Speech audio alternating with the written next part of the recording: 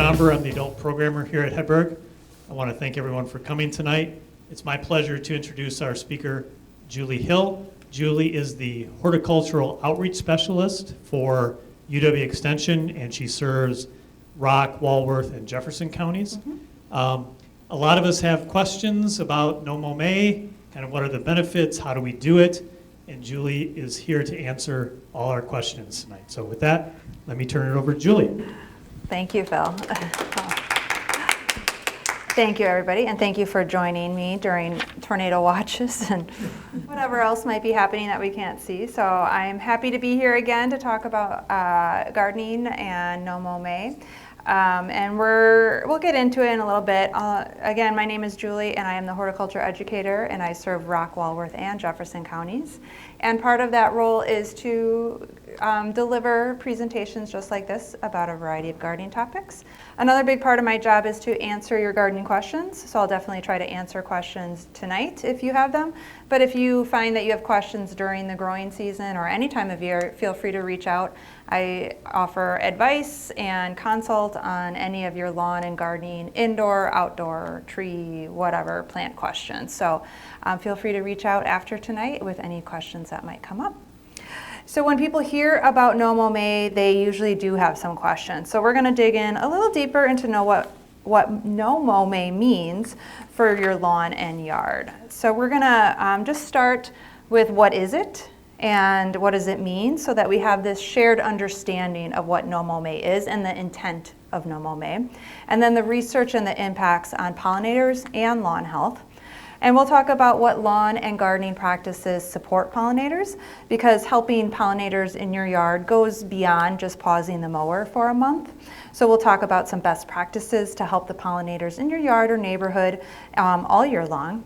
And then I'll share more resources. I do have some resources in a handout that's here, and things are also linked up throughout the presentation. So all the resources that I share are always science-based, if it's from UW-Madison or possibly another university. So we always share really science-based, credible resources for all your questions.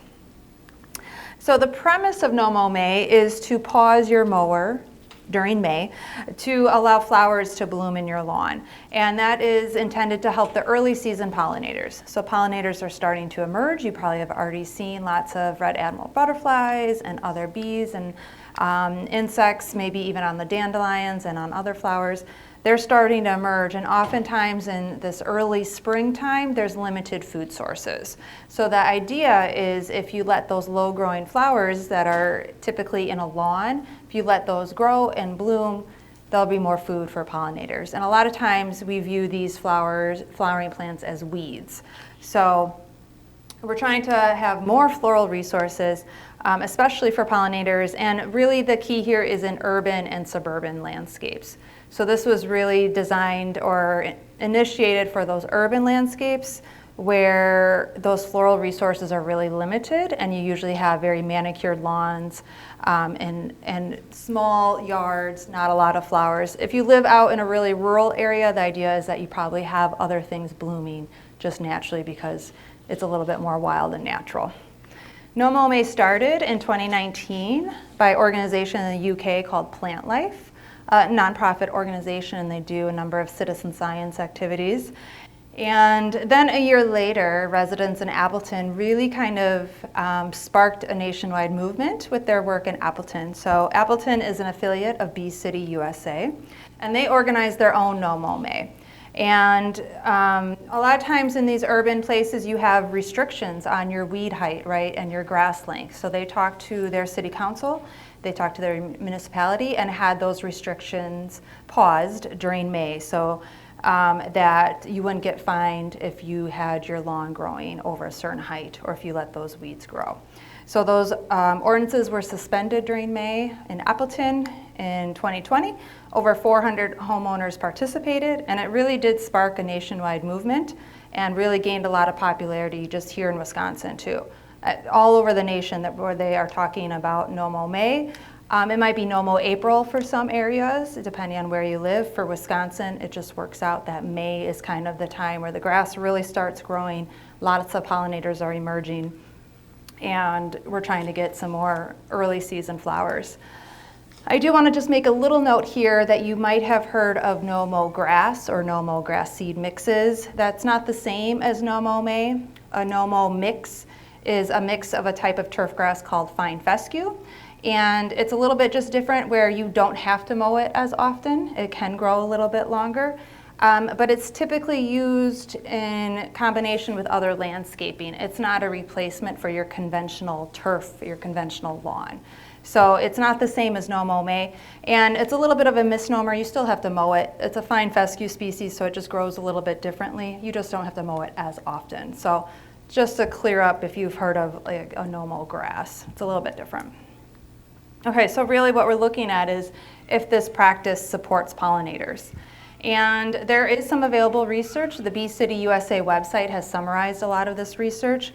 However, the research didn't come from first researching no mow May and then making recommendations about it.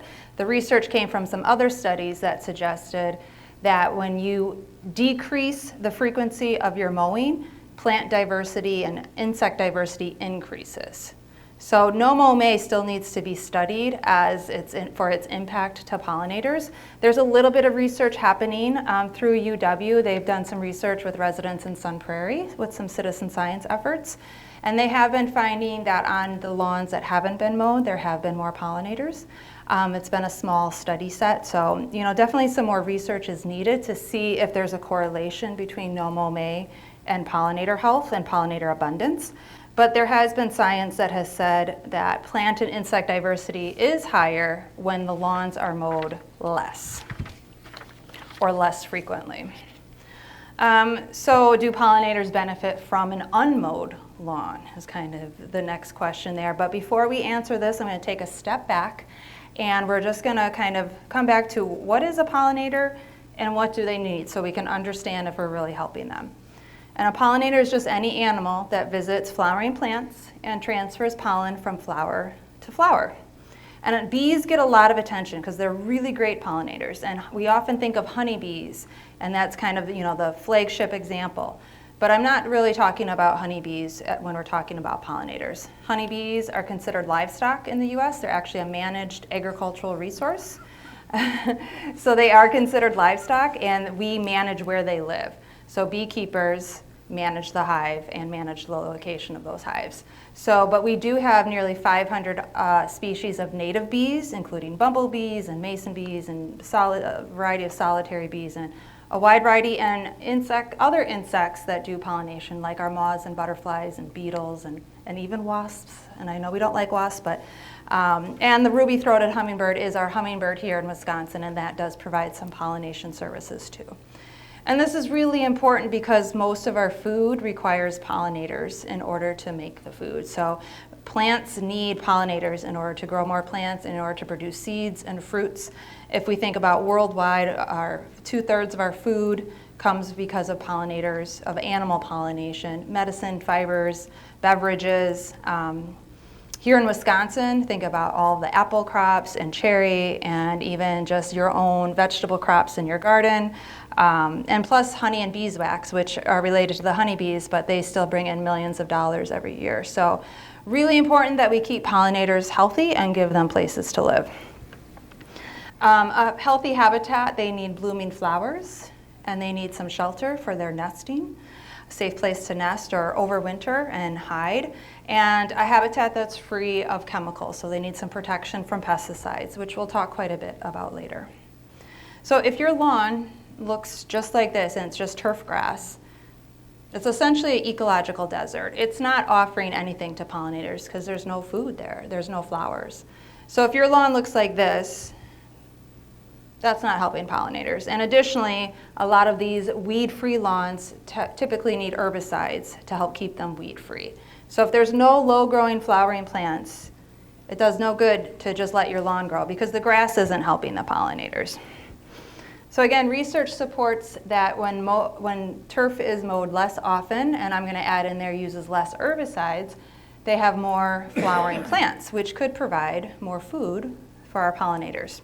And I've already seen some things blooming. I've seen some violets starting to pop now, which we have here on the bottom right. Dutch white clover is another one that you might just see kind of blooming in your lawn.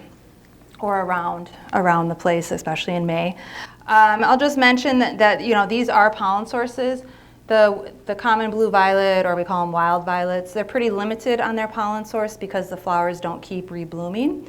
But they do have something to offer. So if you have them in your yard, if you have clover and you have violets, or if you have other things blooming, you know, that's fine. I know Creeping Charlie is always kind of a controversial topic, and you might see it blooming in May, but the nectar quality is pretty inconsistent, and the pollen is mostly unavailable to pollinators because of the flower's anatomy. So it's up to you if you want to handle or try to control Creeping Charlie in your yard.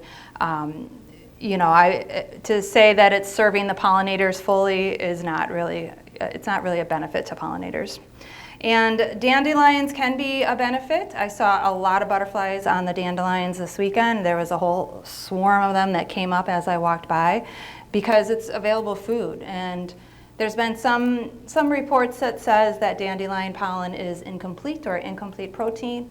But if that's all there is, pollinators are going to feed on it, and a wide variety of pollinators will feed on it. So what we want to say, though, is that if you only have dandelions, then yes, they need a diversity of food. It's like us. If we only just ate white bread all the time, that wouldn't be very nutritious. So we definitely need to have a variety of food, and pollinators are the same way. They need to have a variety of things with lots of different flowering plants. So pausing your mower in May is up to you if you want to, if you have those low-growing flowers. But let's just kind of think about what you need to know. So check your local ordinances, because there might be some restrictions on grass height or weed height. I know some local municipalities are starting to relax those for May so that you don't get a fine or you don't get a ticket and things like that. So check your local municipality.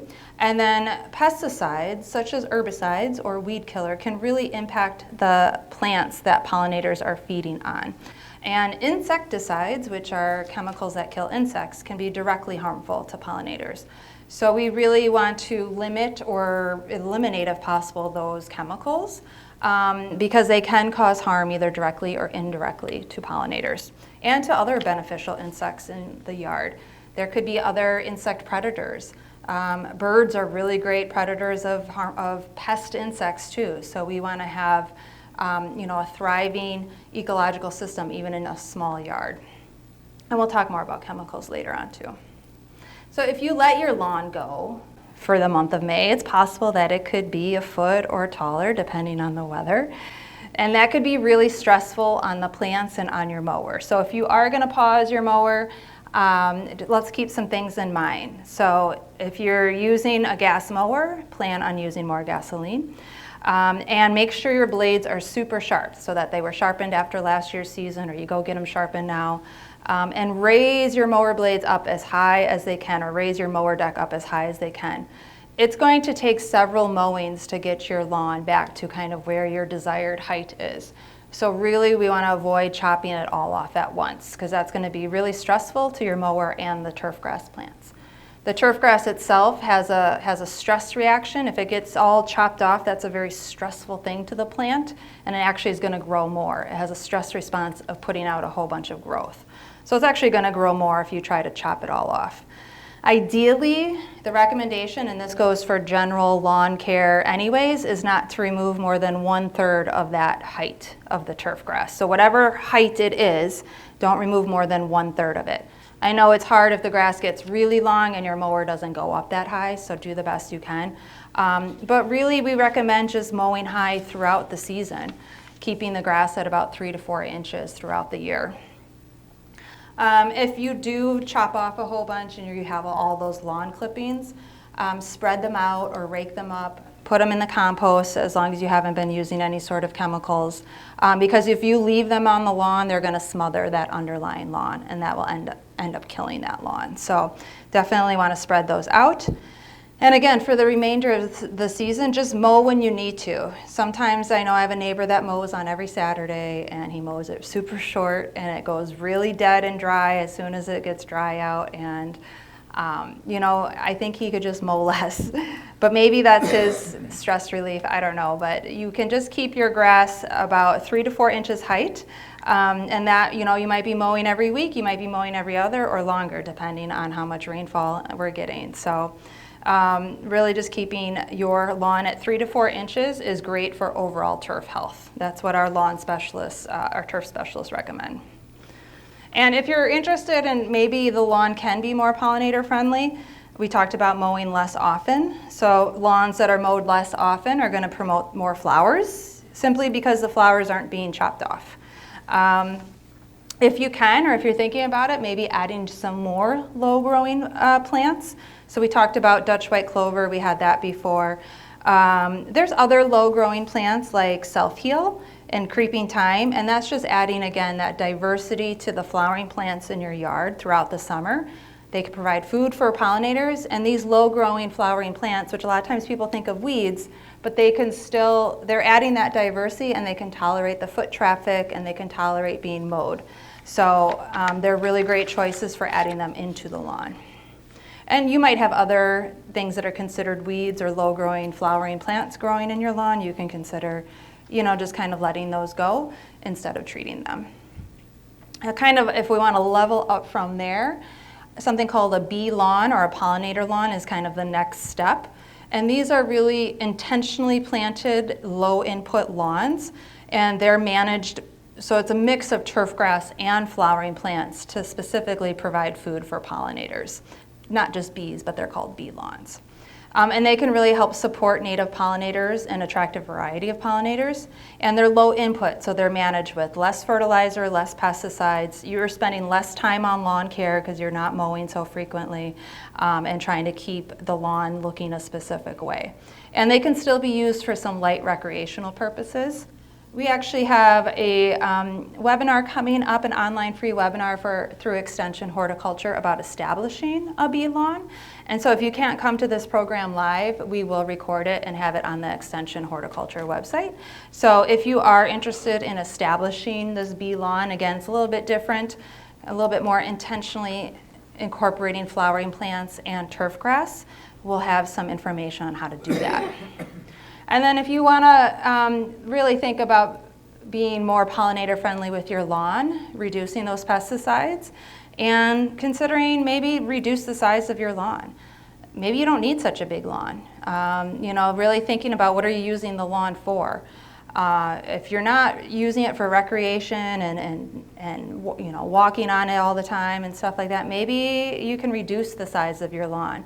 Maybe we can kind of reduce or change the kind of what we think of as a conventional landscape in urban and suburban areas and let things really turn towards flowering plants and trees and shrubs and make that the normal instead of these really neat, tidy landscapes with just lawn that offer nothing to pollinators and other animals.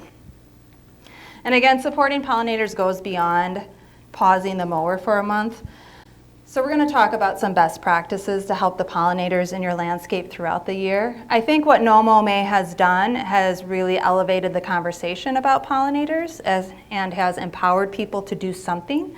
But it's not the only thing that we need to do. Our pollinators need help throughout the year. So pausing the mower, that's up to you, especially if you have those low-growing flowering plants. But really what we're going to talk about next is really how we can help pollinators. So just again, pollinators need food and they need shelter, places to have some protection, and reduction of those stressors, especially from chemicals. So we really want to improve the quality and quantity of pollinator habitat. And if you're not sure what you already have going on in your yard as far as quality habitat, a really great first step is to do an assessment or take some inventory of your yard. And maybe it's not your whole yard, maybe it's the front yard or the backyard or some other section. This is a resource that we have, the Wisconsin Online Pollinator Habitat Assessment, and it's a tool you can use with your cell phone, your smartphone, or a tablet. And you head outside with your device and take this assessment. It takes about 20 minutes or less to complete. And you'll be evaluating flowering habitat, nesting habitat, and looking at your insecticide use at the place that you're evaluating. So again, this is really helpful because then you know what your starting point is. You know about your own practices and maybe what your yard is already offering, and then you'll know how to make improvements. If that doesn't work, if you don't want to be using an app, you can also download a habitat guide, and this will give you a checklist of specific actions to improve pollinator habitat. And I'll emphasize here, no site is too small. This could be containers on your patio. It doesn't have to be a huge yard. Anything that you can do to improve the abundance and health of your local pollinator community. Pollinators don't just stay in your yard, they travel throughout a neighborhood. They visit lots of different spots. They might be getting some food in your yard, but they might actually be nesting down the street. So they use a lot of different areas to complete their life cycle.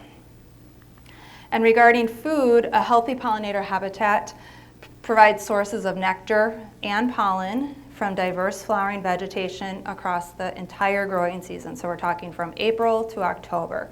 So in those habitat guides and that assessment tool, you'll see it ask you if you have about 4 things that are blooming in each of the seasons. So early season, mid-season, and late season. So a lot of times we have a lot of stuff blooming like in July, right? We have a lot of stuff that's already blooming in midsummer, but maybe not so much later in the season. And I've seen butterflies and bumblebees and all sorts of things really active all the way into October if the weather's nice. And so we really need to have food available throughout the season. So anywhere where you can add flowering plants. Add flowers. The biggest thing is to add more flowering plants if you can. And again, that can be in containers. If you have the space, maybe it's some pollinator-friendly trees and shrubs. If you're worried about being stung or have some concerns about that, plant them in an area that is maybe not a high traffic area. And really planting plants that are suitable to what you have available. And you might already have some pollinator-friendly plants growing in your spaces. These are just some examples and a variety of examples. We have some trees and shrubs here, but also some annual plants and herb down on the bottom right, this perennial butterfly weed here. So you might already have things that you are growing, and they're great sources for pollinators. The other thing too is thinking about not just the final stage of a pollinator. So we like to think of, a butterfly or moths, and we can really recognize those. But the earlier stages, like the caterpillars of those, they need juicy leaves to feed on too. So yes, we need pollen and nectar, but we also need food for the caterpillars or for those larval stages of the moths and the butterflies.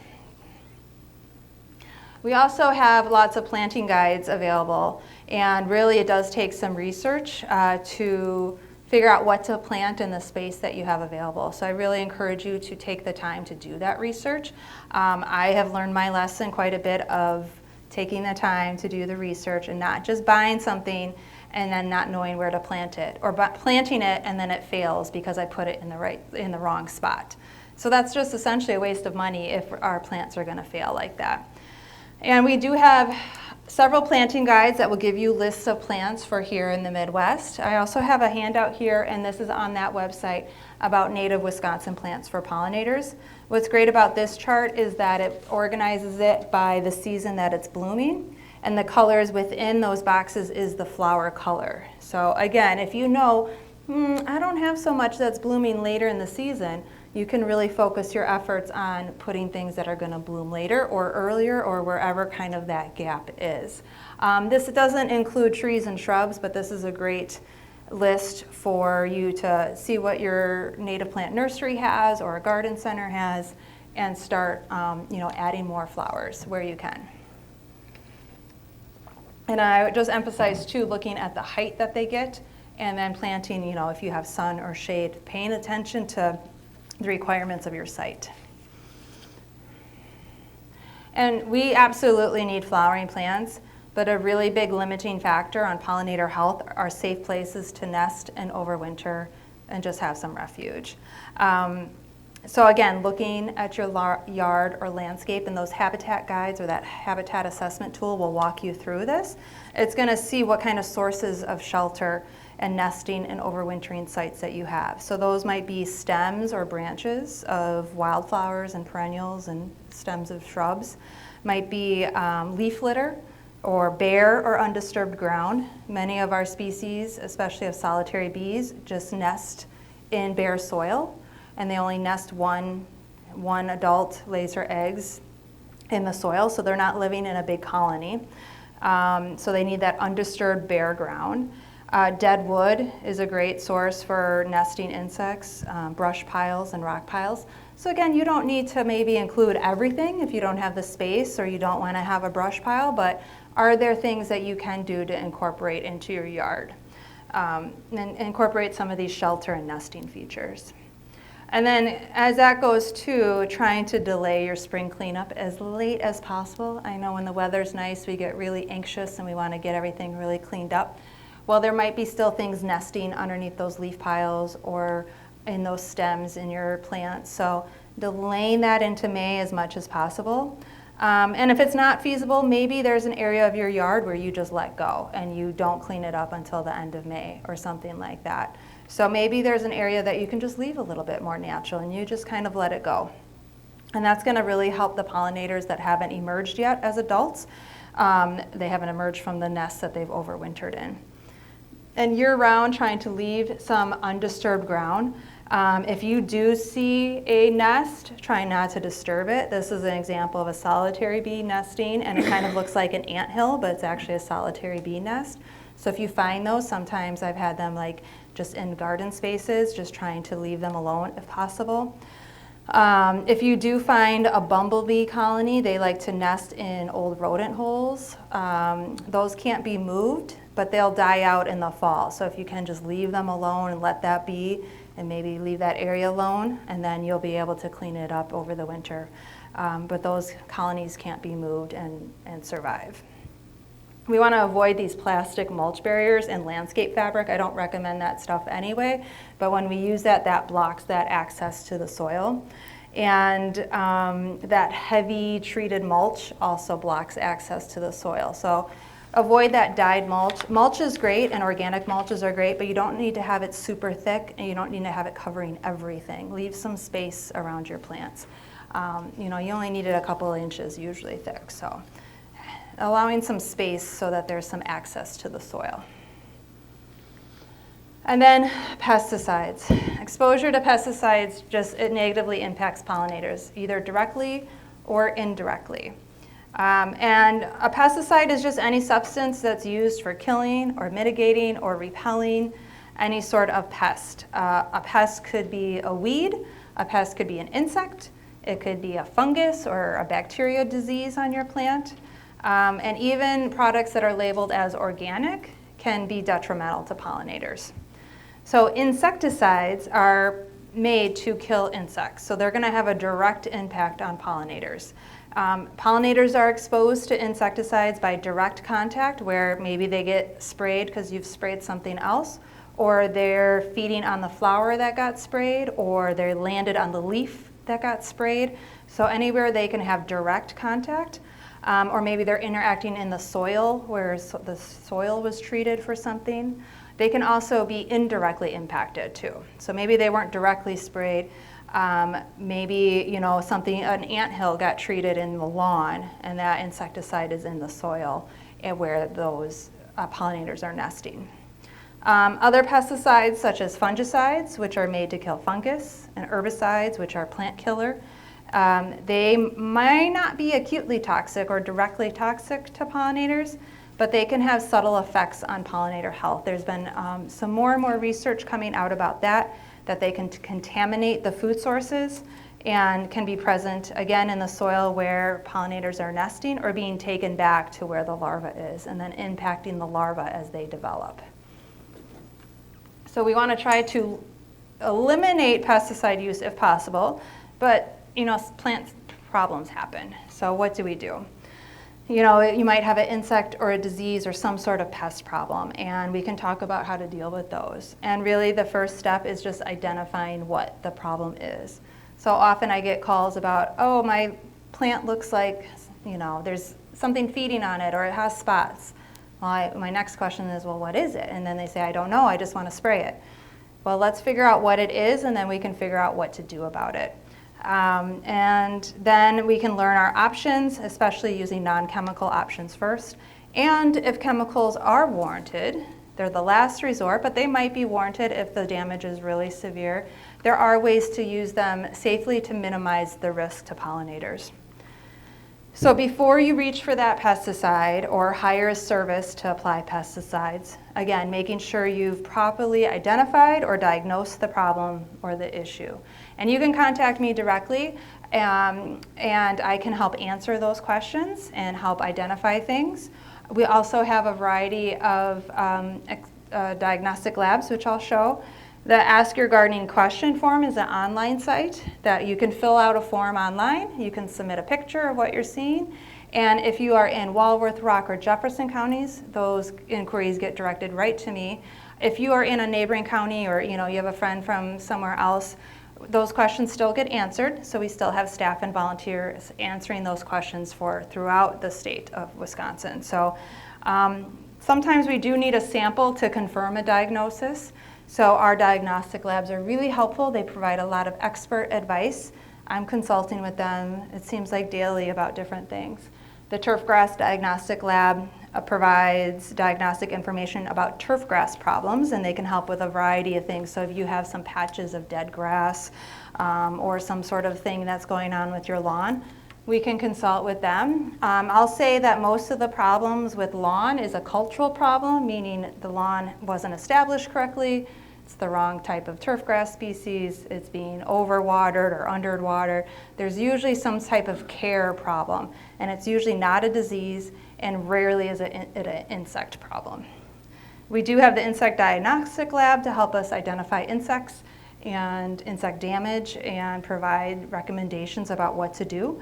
And then the plant disease diagnostic clinic also can diagnose things from digital photo submissions, but also testing samples. So depending on what we think the problem is, a sample might be needed on some of the disease ones usually. So again, once properly diagnosed, then we can determine if it's something that needs to be addressed. So really taking the time to learn non-chemical options. And one option might be just to let it be. Our plants can really tolerate quite a bit of damage from insects and from feeding, or even from disease. So maybe there's some really simple ways that we can deal with them. Another option might be some manual or mechanical or physical options, like hand picking those Japanese beetles off your plants, using row covers to block access from the pests to the plant. And I'll just really stress, if you're maintaining a healthy lawn and healthy plants, they're going to be less susceptible to problems. So plants are like people. When we get stressed and we get tired, we usually get sick. Plants are the same way. If a plant was planted in the wrong spot, if it's stressed out from drought, it's not being taken care of, it's going to usually have some sort of problem that attacks it. So we really want to have good care practices and proper planting. And if you do hire a service to handle pest issues, just discuss options with them that aren't going to harm pollinators. Start asking questions about what they're doing and what they're treating and how they're going to treat it and how they're going to do it with a safe manner to not harm the pollinators. And pesticides should really be a last resort and used only if that pest population reaches a level where chemical control is necessary.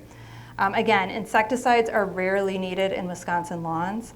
If you're going to use chemicals, we need to minimize damage to pollinators and other wildlife. And one of the first steps in doing that is reading and following the directions on the label. So if you see this bee icon, that's automatically going to signal to you that that product is toxic to pollinators. We want to avoid using those products, or if we need to use that product,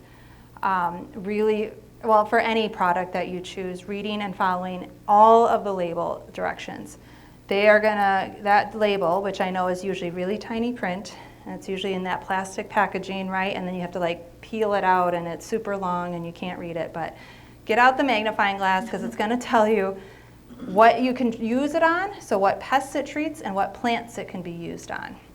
And it's also going to tell you how to prepare it, what concentration to apply it, so don't be mixing it at something that's really stronger. The timing of when to use it, how to store it, how to dispose of it, and all the safety information if you need to wear some gear, some protective gear when handling it. We want to try to avoid reapplying as much as possible and really paying close attention to that label. If you see this, this is an environmental hazards label, and it really signals that the product is hazardous to bees and other pollinators. And you can do your research too with the National Pesticide Information Center. This can help you determine if the ingredients in a product you've selected might impact other organisms that aren't listed. So a lot of times your product will say that it treats for a certain thing. It might treat for a certain type of caterpillar or some other pest, and it can be used on a certain type of plant. But it's not going to necessarily tell you that it's also harmful to aquatic organisms or to birds or to native bees. So yes, you need to read the label, but also consider that if we're using that product, it might have other unintended consequences. And we can use chemicals, again, if they're warranted in the least risky ways to pollinators, choosing the least toxic, least persistent pesticide. Again, that's going to we need a little bit of research. Trying not to spray on blooming flowers because that will directly contaminate feeding pollinators if they're on the flower, and that can contaminate the pollen and the nectar. Another option would be applying chemicals, again, if they're needed in the evening or as late in the day as possible when bees and pollinators are less active. Using really targeted spot treatments, so instead of broadcast spraying, we can use really targeted treatments if we need to take care of something. Avoid spraying on hot and windy days. Those chemicals can bind to dust particles in the air and be carried for miles and miles and miles, especially on a hot day. And if you are disposing of any unused pesticides, make sure you're following the label and doing that safely. If you have questions, of course, you can reach out to me or the Ask Your Gardening question form. So really, it's up to you if you want to participate in No Mow May, if you want to let your lawn go. You don't have to help pollinators. Again, keeping that height at about 3 to 4 inches is great for overall turf health. I think the bigger thing here is to allow flowers to grow and plant more flowers, adding more flowering plants wherever you can, which might be trees and shrubs if you have the space. Maybe it's just in containers, and that's great too. Adding flowering plants to your landscape wherever you can and reducing the habitat disturbances. Maybe delaying your spring cleanup if you can, maybe delaying tilling, or finding some other ways to protect those nesting or offer nesting spots and overwintering spots. And reducing or eliminating your pesticide use and being really careful about how you choose to use things. So I am happy to answer any questions. I just want to mention that this program was made possible by these contributors, some fellow educators in some other counties. Paul Cook is with the Turfgrass Diagnostic Lab as our expert, and PJ Leash is the director of the Insect Diagnostic Lab. So this program was made in collaboration with them. So thank you, everybody.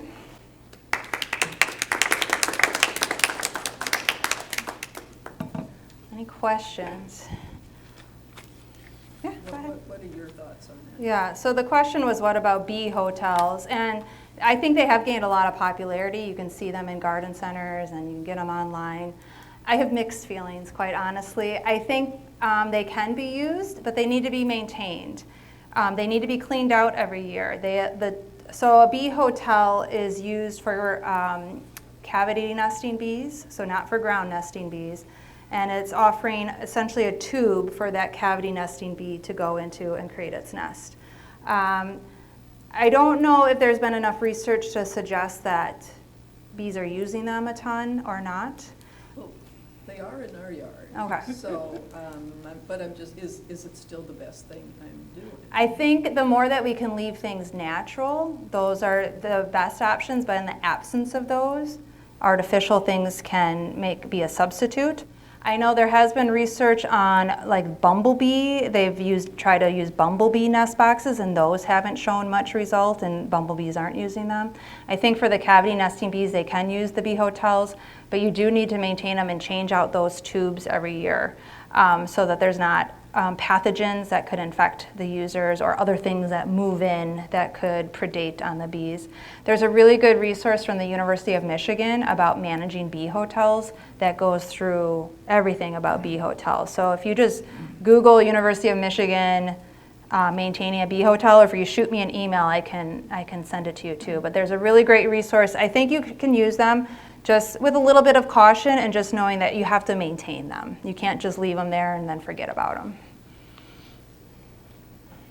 Okay, thank you. Yeah, you're welcome. Yes. Are we a month ahead? I mean, Right. normal April? Right. When it gets to May, stuff gets more? Right, and so it depends on the weather. I mean, things have emerged or are starting to emerge, but it could be no mow April. It could be no mow May. I know people are starting to mow their lawns already. So again, I think it's just the no mow May has become really catchy. It's a catchy phrase. It's something that municipalities are starting to relax their ordinances with, a lot from citizen input and citizen request. But I think if we're taking good care of our lawns and offering these other sources, I think those are the best practices. But it's up to you if you don't want to mow your lawn, but then what are you going to do when it grows, 15 inches? It might not be the best. You can't chop it all off. At least that's not the best, to chop it all off at once. So what else? Yeah, so the question was, a few years ago, was no mow May misguided, and what are some best practices? And I think what has happened is no mow May started without specific research to say, yes, do no mow May. It started as a citizen science initiative of, hey, let's not mow our lawns, and that means those low-growing flowers will bloom. So now research is being done. Well, is there a correlation between not mowing the lawn and pollinator abundance and pollinator health? So the research is still out on that. There hasn't been enough research. There's starting to become some limited research, especially from communities that are participating, and then the residents of those communities using something called like the Weeby app, which you can record your observations using a smartphone app and record how many bees do you see on that plant and things like that. So I just don't think there's enough research. But what we do know is they need flowering plants. Insecticides are directly harming pollinators and other beneficial insects. So if we're doing these other things, we're really helping pollinators a lot more. Yes? Is this a banner year for red admiral butterflies? Is this a banner year for red admiral butterflies? It certainly seems like there's a lot right now. This week they have been a lot, and I don't know. But we saw 10, 12 of them just out. I saw a and lot. I've heard other people say the same thing. Yeah, I saw a lot too, but I don't know because monarch populations are down about 50%. So I don't know, maybe they're just, they're doing great, which would be a success story, or if it's just insect populations like butterflies, they go through population cycles. So maybe it's a really good year, but maybe they're coming off some bad years. I'm not sure specifically, and if those populations are being monitored like the monarchs are. So yeah, I've noticed a lot too, which has been fun to see them. Yeah.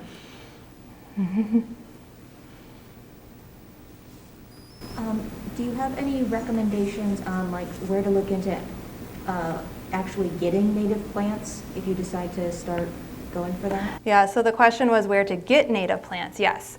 And there is a listing that the DNR maintains of native plant nurseries.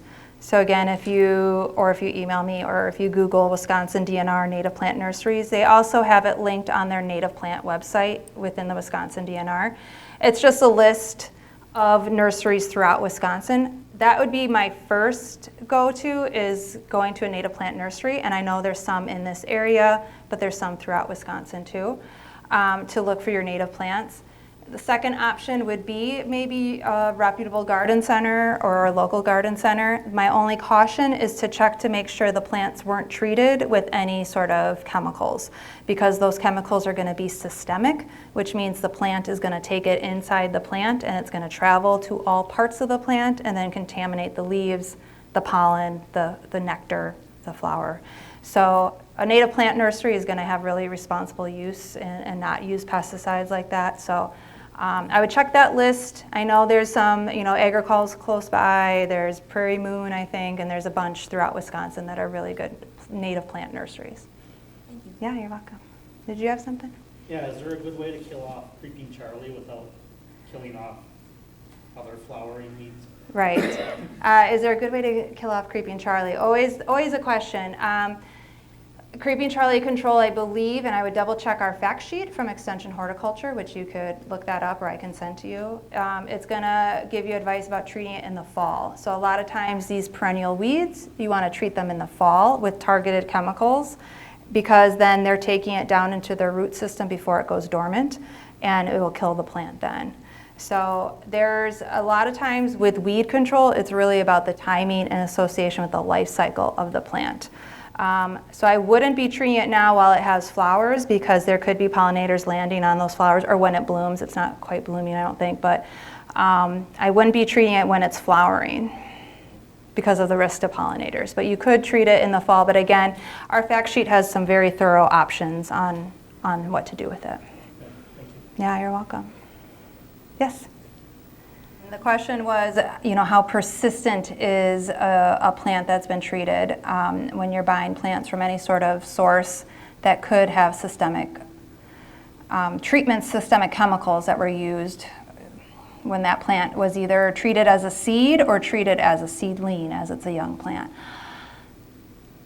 I don't know. Some chemicals are very persistent. I don't know that they last 2 or 3 years. I think it's going to depend on what it was treated with. And yeah, that's a great question that I would have to do a little bit more research into. So that's some homework for me to do. Do the plants that these nurseries sell, are they labeled at all? They should be. They should be labeled that it was treated with usually some sort of neonicotinoid, which is super persistent and super toxic. Usually there's a little label that says if it was treated and what it was treated. So it's usually treated for aphids or some sort of insect problem. So at a garden center, they should have it labeled, or you should ask.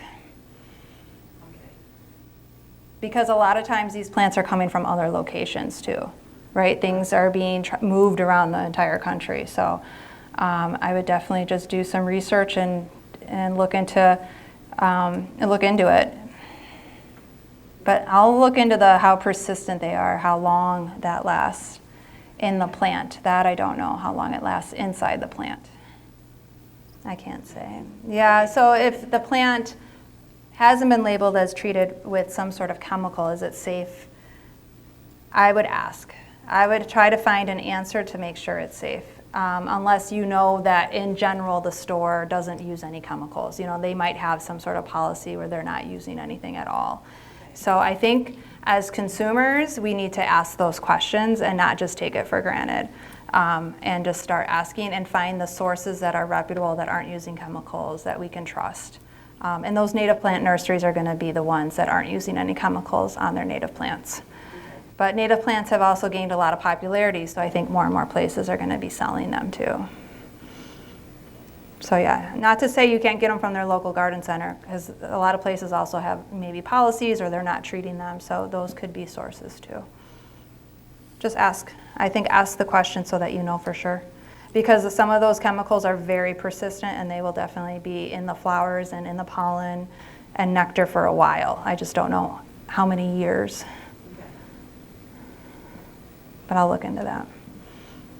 You can always send me a nudge and ask me email me and ask me if I found an answer, because I'll look into it.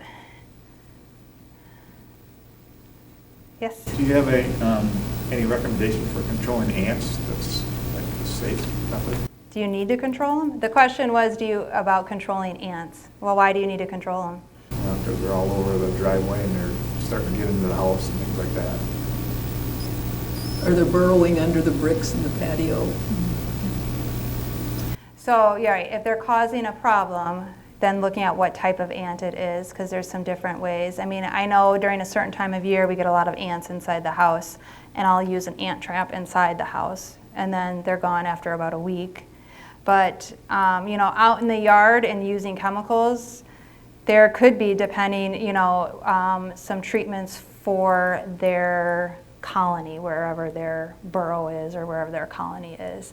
I would consult with our insect diagnostic lab on that one for treatments. So there might be some ways, but it's probably going to use chemicals. So the question about using homemade remedies. So I know like the dish soap, vinegar, and hot water is a common one. I think our weed specialist has suggested it might work on certain weeds, but in general, usually home remedies don't work. And there might be more of just a coincidence of you thinking it worked, but usually those types of things don't work, and anything can be unsafe. You know, an insect could still land on that. A beneficial insect could still land on that with that soap in there, and it may harm them directly or indirectly. You know, there's not research that has figured it all out. We still need to research some of that. A lot of times, even in chemical products, the active ingredient might not be that toxic, but the other ingredients in it, the surfactants that help get the product into the plant, and other ingredients are actually more toxic than the active ingredient that's the insecticide. So I would use with caution, again, depending on what the weed is, then we can figure out how to treat it appropriately and what the options are. A lot of weed control is really about timing and making sure you're applying the product at the right time in its life cycle. Or is that just bunk? Yeah, so Japanese beetle traps and using them for the dreaded Japanese beetle, there actually has been research on that, and it does attract more beetles, which then are going to cause more damage. So we don't recommend using the traps. I'll say my husband loves the traps because I think it gives him a personal satisfaction of killing thousands of Japanese beetles, and plus they get really stinky. Those traps smell. So it's not recommended as a control measure. They actually bring in more, and that causes more damage because you're attracting more. So yeah, there has been research done on that. Well, thank you so much. I'll stick around for questions if there's anything else that comes up in your mind. And you have my contact information, so feel free to contact me with anything else or if you need more information about something. Thank you, everybody.